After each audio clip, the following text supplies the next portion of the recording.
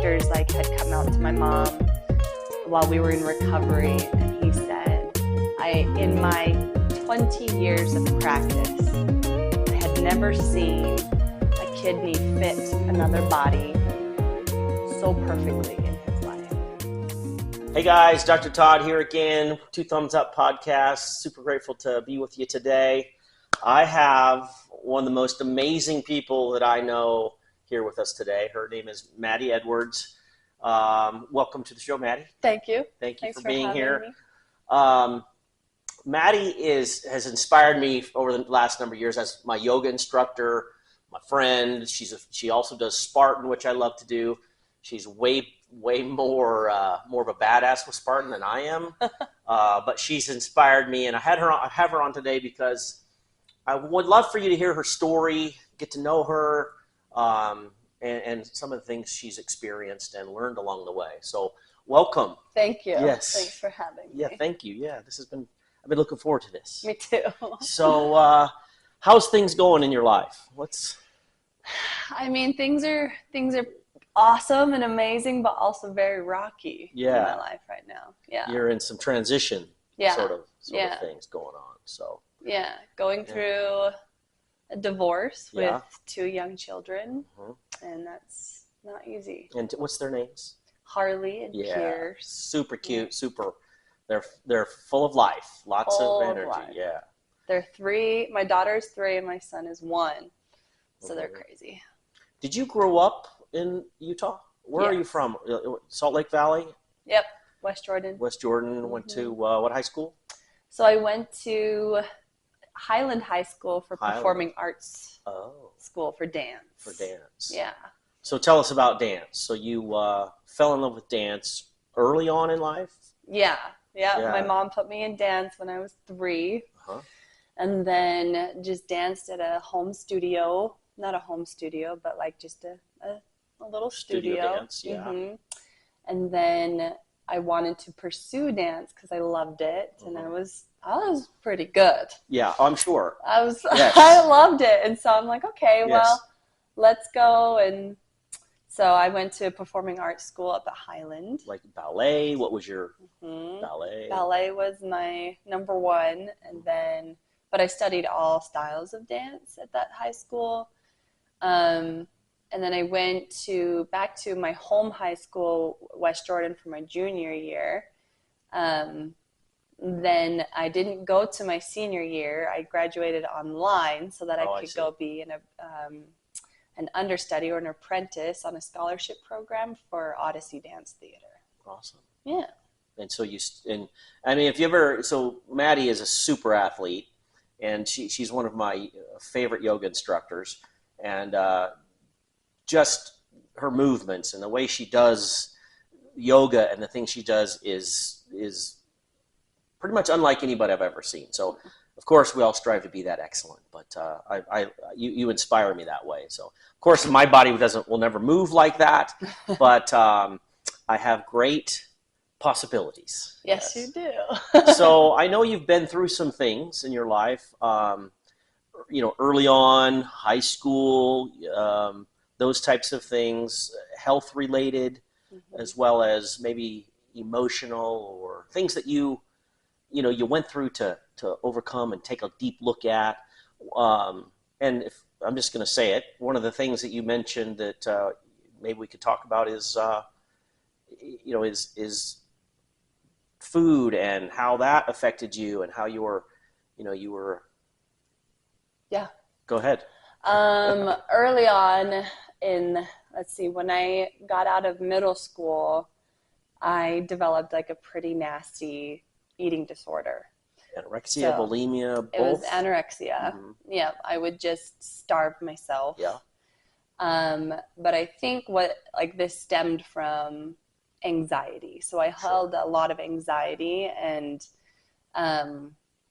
my only control was food. So I got really good at restricting myself and punishing myself too by not eating and exercising a lot. Right. So I was exerting so many calories and not getting enough in. Right. And this continued through my sophomore year and my junior year. And I got down to a scary 105 pounds, and I'm 5'11". Yeah. So it got bad, and I feel like it also stemmed from when I was 16, I went through a major trauma, I think you would call it. I lost my best friend to suicide, and I lost my aunt to suicide in the same year. And so that's when, something clicked in me, and I was like, oh my gosh, this is trauma. I don't want to face it, so I'm going to starve myself. Yeah. Yeah. And you actually, I didn't know this about Maddie until today. We actually were just kind of doing a preview of some of the things we talk about.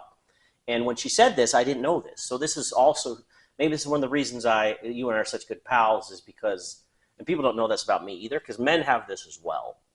And this podcast isn't about me today, but just so you know, I went through a similar thing between my 5th and 6th grade year. And suicide was part of that, and that's the first time I considered it, was in the 6th grade. So after you said that, and then I literally dealt with it for the next 30 years, that ideation of possibilities of it's interesting though, my perspective is on it is, I didn't want to die, but I also didn't know how to live. And so I was a fence sitter, I called myself. For years and years and years, I was a fence sitter. I choose out of life or choose into life. But innately, I was like, I want to choose into life. And so that's eventually, of course, that's what I did. But I wanted you to know that I was actually thinking about this morning before I had, and I didn't know anything you just described. So it's interesting how this is coming up. Yeah. And it's still part of a significant part of our culture and society. Out where we live, recently something like this happened in the high school. And it's very prevalent. And what was your experience? And obviously you've come 180 from that. But have you noticed in the heaviness of life that pattern may still be present? Yeah. Is the pattern still present? Oh, yeah. Yes. But because you know the pattern of the thought process or the emotional process, what have you created instead of that? That's such a good question, because it's a daily battle. Yes. Still, to have an eating disorder, it's a daily battle. But I have turned it into, I have this one body, and I either take care of it or I don't. Right. There's no gray in my situation. There's no fence sitter. There's none. Yeah. So I either make the choice to live and breathe in this body that I have, or starve it and kill it, because eventually it would get to that point.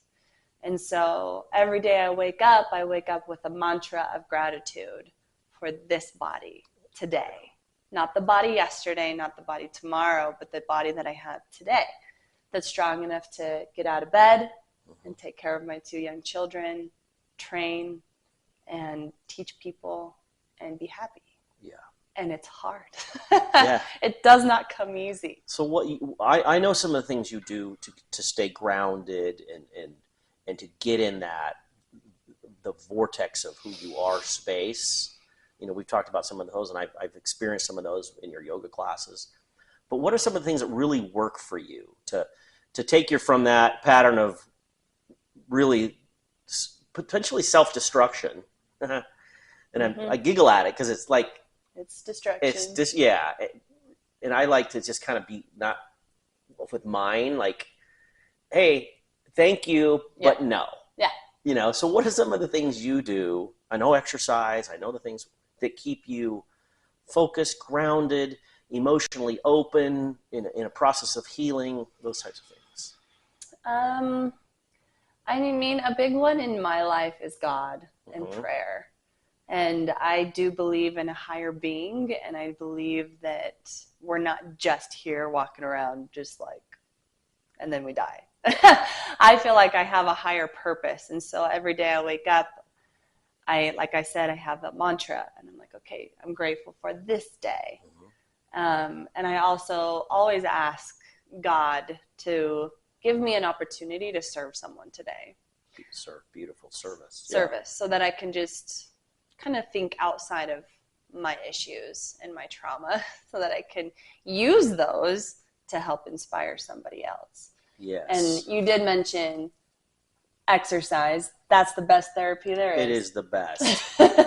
So what do you, because you're an exercise professional, literally, and we'll talk about Spartan here in a few minutes, your experiences in Greece and those types of things, but what do you see, because you've trained a lot of people, and you've trained yourself, what do you see as the number one reason people avoid exercise? What would you say? Or maybe not number one, but a few reasons. Fear. Fear? Yeah. Self-doubt. Self-doubt. Lack of motivation. Mm-hmm. Lack of discipline as well. And the fear and the self-doubt lead to those avoidance mechanisms and falling back into a pattern of I'm not enough, right? Yeah. Oh, yeah. You've seen that with people. A lot. Yeah. Yeah. And sometimes in myself. Yes. That's where we learn it first. Yeah. Yes. Beautiful. And that's where you're able to help people in those moments that are experiencing those self-doubts and fear to be like, hey, I've been there. I've walked the walk. I've been there. Yeah. I get it. But that's where change starts to happen. Yeah, I heard it said that the human ego will do nothing until it's tired of its own bullshit. Oh my goodness.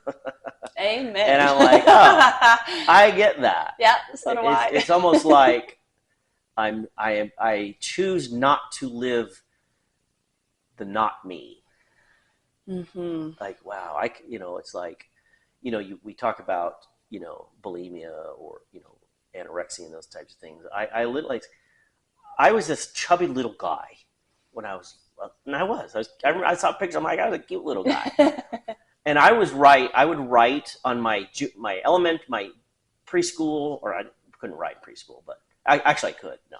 Probably But I would write on my school papers until about the second grade. I'd sign the top, and I'd sign it, Todd the Great. I love that. I did. I signed Todd the Great. Todd the Great. And about fourth grade, I started forgetting about Todd the Great. By fifth grade, the chubby kid, the not liking my body. Mm-hmm.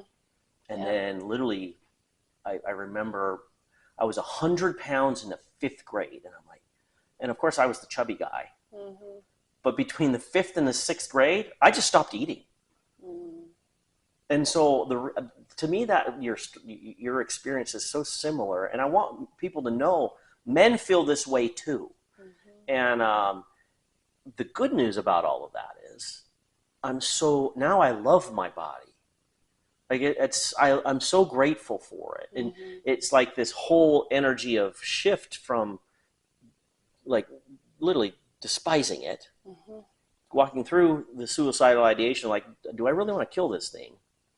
To the other side of empowerment and health and literally wanting to inspire the world and do those beautiful things that you do. So thank you for all of that. That's super, super cool. Thanks for sharing that. Yeah, and so it just reminds me of like, hey, there's a lot of folks still going through a lot of stuff out there. But you've learned to look inward instead of outward. And as you've looked inward, what do you see? I see a powerful woman. Yes. And I see someone that has a gift to inspire others. And not only others, but inspire myself. So I put myself through these crazy competitions, not for anyone else but me. So you had a crazy competition last year. Yeah. Would you like to share with us what you experienced in the land of the Spartan? The land of the Spartan. Well, first of all, I'll begin with I had a baby last year in January. And That's right. Yeah, I know that. Yeah. And then I was like, well, the year prior, I actually did my very first Spartan pregnant with this baby. And you just didn't do the 5K or the 10K. You did the which one? I did the super. Super. No, not the super. What is it? The the beast. I did the beast. I did the beast tell us pregnant. about, what's the beast? So the Beast is a half marathon with 35 obstacles. At Snow Basin, Snow Basin. by the way, which they say, I think it's the second most difficult Spartan in the world. I think it's the sixth in the world. Sixth in the world. Okay. Yeah. Yep. But still, okay. It reaches the top 10. Yeah. So it's one of the hardest. And I was pregnant, and my brother, he was like, "Hey, I signed you up for this." And I'm like, should I do it? Absolutely. Yeah. So I did it. And then the following year, I had my baby in January. And then I trained with a coach until the following Utah Spartan. And this time I decided to do the trifecta, which was the 5K, the 10K, and the half marathon, all in 2 days. Because they separated 2 days. Yeah.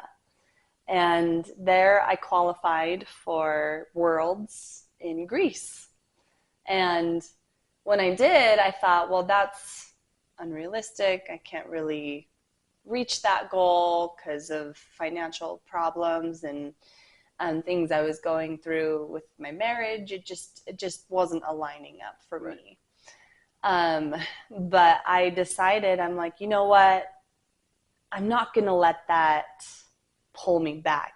In fact, I'm going to make as much money as I can personally, to pay for it. And I'm also going to reach out to people who can sponsor me. You were one of those that did body work on me, who can help me get to Greece, who can help me compete in Greece. And so I just reached out because it never hurts to ask anybody. And I got some amazing sponsors, and they got me to Greece. And it was one of the most difficult but most amazing experiences. How would you compare Greece to, well, first of all, it's a long ways over there. Oh yeah. You've got sleep, because I've been to Greece, and there's sleep differences. You're out of your routine. You've got two little kids in tow. Yep. Right? Yep. So what was the overall experience over there? Would you recommend it to go to Greece and do Spartan? 1,000%. Yeah. 1,000%. We went like 3 or 4 days before the actual race so that we could kind of acclimate to the sleep schedule, because your sleep is just completely off. And then traveling with a baby and a 3-year-old, it was like a 2-year-old at the time. Right. It's not easy. So, but I just knew deep down, I'm like, no, I worked my ass off for this. I'm just going to compete and do the best I can. It was one of the most, like I said, difficult but almost sacred experiences that I've been able to put my body through. Yeah, and that's literally, like we said, the foundation of Spartan and the whole premise behind it. And the energy just of Greece itself, being there and experiencing that, I'm sure it was amazing. Amazing. There were, I think there was 62 other cities and countries that were there, nations that were there together. So there were people there that didn't even speak English, but we were there, and the energy was there with that person, that you couldn't really communicate with, but it's like, I see you, and this is going to be really hard. I love it. That's beautiful. Yeah. And, premising all of that about Maddie, a number of years ago, she had an experience with her. Can we talk about your dad a little bit? And you can kind of go into that whole. So she talk about service and giving of oneself. And we've talked about her, her dance and her Spartan and all the things she does to take care of herself. However, you had an experience with your father a number of years ago, related to his kidneys and your kidneys. And would you share maybe a little bit of that experience with your dad and what he's been going through? And so I was actually on my mission, and it was really cool. My dad and to Japan, yes? Yes, I went to Japan. But before, growing up, knowing that my dad served a mission in Japan, I thought that was the coolest thing. I'm like, oh my gosh, how would it be to, go over to this super cool country and learn the language and preach to these people. And then I get my mission call to Japan, and that's and my dad and I were close-ish growing up, but then when I got that, it was like, oh my gosh, like I am so connected to my father because now we get to share, the same kind of experience on a mission. And so through that process, like my dad helped me start like learning the language. He even was in the MTC teaching me the language and stuff. And so we just got closer and closer. And then on my mission, I discovered that, my dad's kidney started to fail. And did he have one? He had one. Because did he have a kidney problem before that? He did. So when he was actually on his mission in Japan, he lost one kidney. It died. And so he had to get flown back to the States to get it removed in his 20s. Yeah. And so ever since then, with a lot of his medications and wear and tear on the kidney, and not the healthiest of kidneys, it just started to fail. Right. And so upon like returning home, he was still doing okay. But then after, I had gotten married, the kidney was in complete failure. Had he been on dialysis and all of those things too? Yeah. Yeah, which is not fun to watch because he was always bloodshot in his eyes. He was always like just kind of gray. Yeah. Like his body just didn't feel well. Not good. And we had been asking for donors, like, hey guys, like who can go get tested, to see if they're a match for this kidney or for my father. And a lot of people did step up. His sisters, we had like one of my friends that got tested as well. And she was like getting pretty far in the process and decided to back off for personal reasons. And which was really hard because we were getting our hopes up, but it had to happen because I got tested, which is the craziest thing. Like I got denied after the first round of testing. Because it wasn't, I don't know the reasons for all that. Was it because, do you know what it was because of? I had just ran a half marathon and I went and got tested the next day. It was function. I dropped some protein in my urine. Yeah. Because my body... yeah, the compression. Yeah, you do that after you do a marathon. You do that. And they're like, you might have some problems with your kidney. And I'm like, I promise I don't. Yeah. I don't. Yeah. I just ran something crazy and my body's like, screw you. So it's like detox. We got to detox. Right. And so they're like, okay, well, let's wait 6 weeks and come back and get tested again. I'm like, cool, let's put it on the calendar. I will be here the exact day of 6 weeks. And my dad at this point, like kidneys kept failing. Even in 6 weeks. It got worse. It got worse. And we kind of started facing the idea of, is he going to make it? And you had to kind of get to that point of. Did he go through the whole being on the donor list or possible, receiver list and all of that? Yes. Yeah, and that's a long list. Process. Yes, I'm sure. The list is long. And it's probably getting longer. Yep. Yeah, so go donate your kidney. So 6 weeks later, you get tested again. I go get tested, and that testing process, they put you under a freaking microscope, and they test everything. And I understand. They test everything in your body, make sure you are a perfect candidate for this person. And even on the surgery table, they can say no on the surgery day and say, oh, sorry, it's not going to work today. And we had a lot of scares. There were a lot of moments where they were like, we don't really know if you're a match or not. And I was very stubborn. And I said, well, check again. Yeah. Do it again. Because for some reason, I just felt so passionate that I'm like, no, I have to give him my kidney. I'm healthy.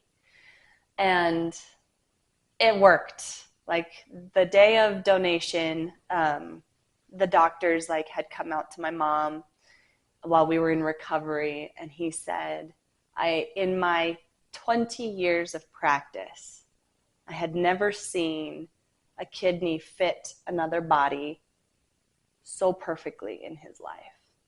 like even the vessels, Mm-hmm. to the very like tiny details of the kidney just fit his body so perfectly. And like when I heard that, I just was in tears. Yeah. Because I knew, like, deep down. And so this was what year, again, that you did this? Oh, what year did I do this? Oh, my goodness. It was in Like 2018? 2018. Yeah, I don't know. 2018, February. Because it's been 5 or 6 years, if I remember. I mean, I'm just vaguely, because I remember the story and, just kind of. What's been the result for him and for you? Yeah, he's so healthy. He's still here. Yeah. And he's just chugging along. Like, I feel like every time he goes gets his kidney or his creatinine levels tested, they're perfect. No, no dialysis, and Yeah. has he gotten his life back? Yeah. Yeah. Yeah, it's back, and I'm sure this kidney will outlive him. Yeah. Because it's so healthy. Because you have amazing kidneys.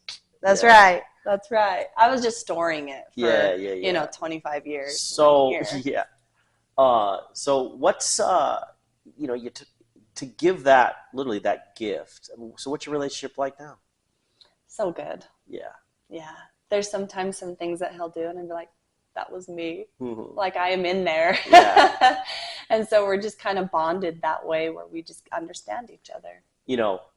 I'm sure because I have a daughter, I'm sure as he went through this a process that I would think I would go through of like, wait a minute here, I am not going to take one of my daughter's kidneys. Oh yeah. Because I will, he will walk through fire for you. Yeah. He'll stand in front of whatever's coming for you. Mm-hmm. I mean, it makes because I'm my daughter. And I'm like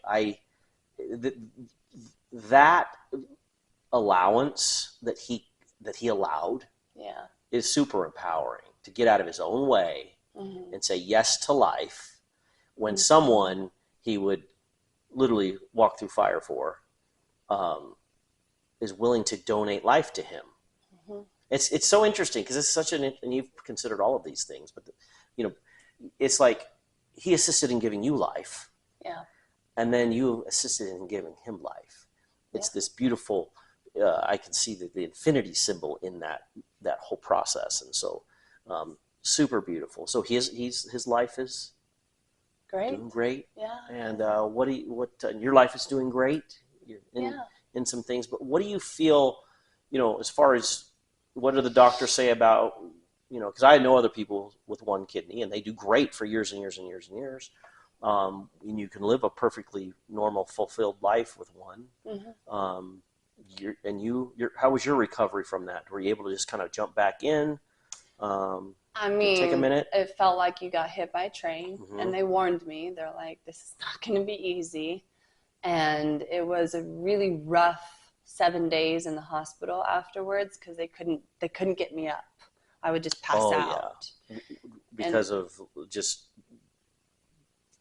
blood everything. Flow, vascular flow, all of it. And I don't do well on anesthesia. So anesthesia in my body, I was like passing out all the time. So those 7 days were rough. And I remember the first day I got up and finally was able to walk again. Because it literally felt like an eternity. And I'm like, oh my gosh, like I just want to walk again. And I had never been so grateful to just use 2 legs. Mm-hmm. And that was another turning point for me. I was like, oh my gosh, like these people in the world that don't have legs or in a wheelchair. I'm like, wow, like I'm just so grateful. Doesn't it make you grateful for things like your toes? Your freaking toes. Yes. Yes. Yes. But the doctors did warn me in the whole testing process. They're like, it's going to make pregnancy difficult. We don't know if you can have a baby because they were like, we've never taken a kidney from someone so young. And I hadn't had children yet. Yeah. And that was a risk. And I said, no, I just know. And everything's going to be okay. And I am going to have children. And then they also were like, you can still compete in things if you want, but it's going to be a little more difficult. And when someone says, like, this is going to be difficult, I'm like, bring it on. Right. Let me prove you wrong. I get that about you. Yeah. Yeah. So stubborn. So the following year, so I donated in February, and in 2019, I had accomplished 3 half Ironmans in 1 year. Yeah. And I called the doctors up, and I was like, okay, what can I do for hydration? Because we're not supposed to have a lot of salt as with one kidney. It's hard to filter. So you put it into your left so that your dad has your right. Oh, I'm sorry. They took my left. I have my right. Okay. Yeah. But so yes, what are the things you have to be conscious of because of this? Salt and protein, so I can't have powdered protein, and ibuprofen. Yeah. No one should be taking ibuprofen. That's true. That's a whole nother topic. Yeah, I know. So do you get regularly tested still? They tested me for the first year after, and then everything was great. And so they're like, you're good. Yeah. Go live your life. Very and cool. So after I had my crazy spout of just half Ironmans 3 in a row, I was like, I should have a baby. Yeah. So I had my daughter, and everything was fine. Like, you run the risk with one kidney of having preeclampsia. And I was like, okay, I'll do everything I can to avoid it. So I just stayed active my whole pregnancy. I just never stopped moving. I was exercising every single day. Delivery was easy. And I know that's not the case for a lot of women. But I called up my surgeon, actually, the one that I was very stubborn with. And then we became really good friends after that. And he's like, you are proving everyone wrong. You can do and live a normal life and donate a kidney. Isn't it interesting, though, that because you've chosen that, have you ever experienced someone that goes through something, but then they make that something an excuse not to live life? Oh my goodness, yes. You get what I'm saying. And I've seen, and I would assume, I know that because I've done that myself. Mm-hmm. But as you've come over that hurdle or past that of no excuses, mm-hmm. no justifications, no excuses, I'm into life. Mm-hmm. What's been the result for you? Joy. Yeah. Like, I have 2 beautiful children, and I'm happy. Even though I'm going through like some pretty crappy stuff right now, I still choose life. Like, I the other day saw this video of a really overweight man, and he was playing with his children, and he said, you know the phrase where you would die for your children? And his was, but what if you lived for them? And he lost all of his weight, yeah. and he was healthy, and I was like, yes, that's it. Live for your children and yourself. Live for yourself. Don't die, because we're all going to die. We are. But live until that moment. Yeah. Every day is a blessing. Such a gift, huh? Such a gift. And also, just so you know, Maddie is a tattoo artist, which is relatively a new, how long, but you're an artist mm-hmm. first, mm-hmm. and now you've kind of transformed that into a tattoo artist. Yes. So tell us about that. Like, because of course I want her to, we've talked about it before, but I got some plans for my arm, and I still haven't done them, but I'm interested in, a person that you've done all of these things, and all of a sudden it's like, oh, now I'm a tattoo artist. Mm-hmm. So tell us about that. So yeah, I grew up just loving art. Like, I would always be drawing on my school papers, and my teachers would get mad at me, and I'm like, it's fine. And I started creating like a little business of doing murals for people, like mandalas and like cool like paint pours, and going to do a big mural on someone's wall in their studio or something. And people started to catch on. They're like, hey, I actually like Maddie's work.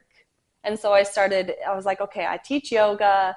How can I implement art with that? I started tattooing or burning designs into yoga mats. Oh, for people. Yeah. Yeah. So I'm like, okay, let's do a custom design on your yoga mat, because in yoga, you're on your mat and it's a sacred experience if you allow it to be, mm-hmm. right? And so to have like a personalized piece of art that you're staring at makes it that much better. That's beautiful, yeah. And then when COVID happened, I really just started diving into, well, how can I make art a living? Like, how can I make it into something that I can actually, one, make an income with, and two, pursue forever? Right. And I thought, well, tattoos. And my mom, she's actually the one that was always like, you need to do tattoos. Like, you're really good. And I'm like, well, that's scary because it's permanent on people's skin and I don't ever want to mess things up. But then during that time of shutdown, I was like, okay, let's buy a cheap tattoo gun. Let's, start really jumping into this. And I had a lot of help. I had one friend come up to me with an envelope of cash and she said, go do this, Maddie. And I'm like, okay. So I used that cash and I went and bought all my supplies and I just studied for hours every day. And you just recently, I remember something about you going to California to study under somebody? No, that was a tattoo convention. Oh, it was a convention. Yeah. They have those. Yes. What did you learn there? So many things. Yeah. I've been to a lot of conventions now where you just set up your booth and you tattoo right there. And people can walk up and be like, look at your stuff on your table. They like your work. Oh, yeah. Very cool. And they'll get tattooed by you. I didn't know that. That's very cool. So is that a growing business for you? Mm-hmm. So, folks, she's an amazing artist. If you'd like a beautiful tattoo, how do people find you? My Instagram.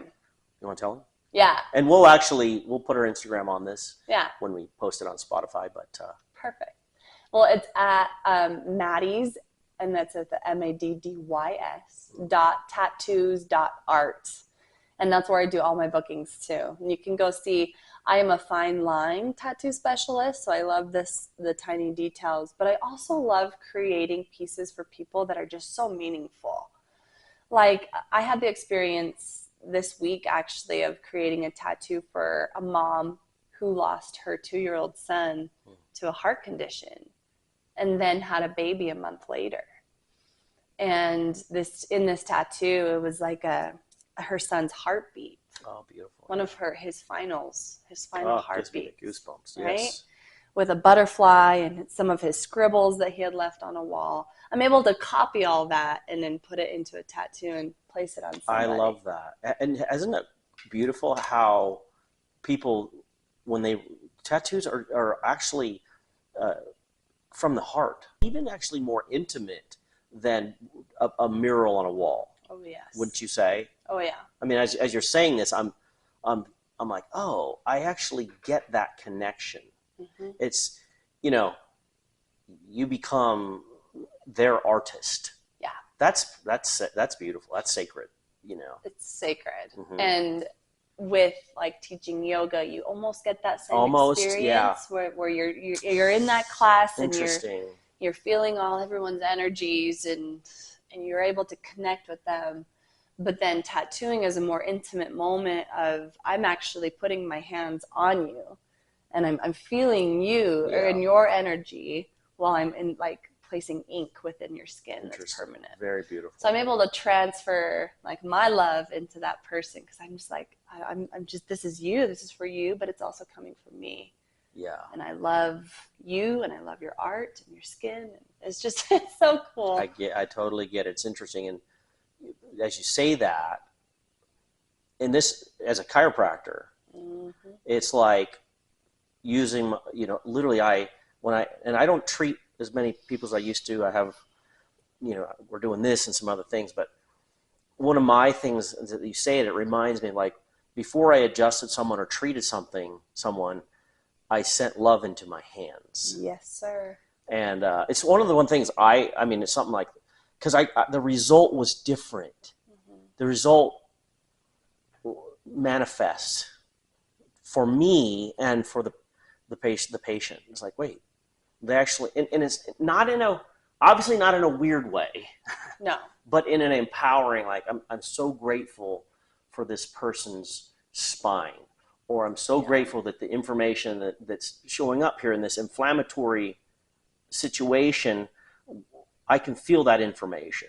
Mm-hmm. And it deserves to have some movement. It deserves to have some range of motion flexibility training. Potentially deserves to have some strength training. But really what it deserves to have is love. Yeah. And so when you say that about tattooing, I'm like, yes. Yeah. That's the same vortex. That's the same.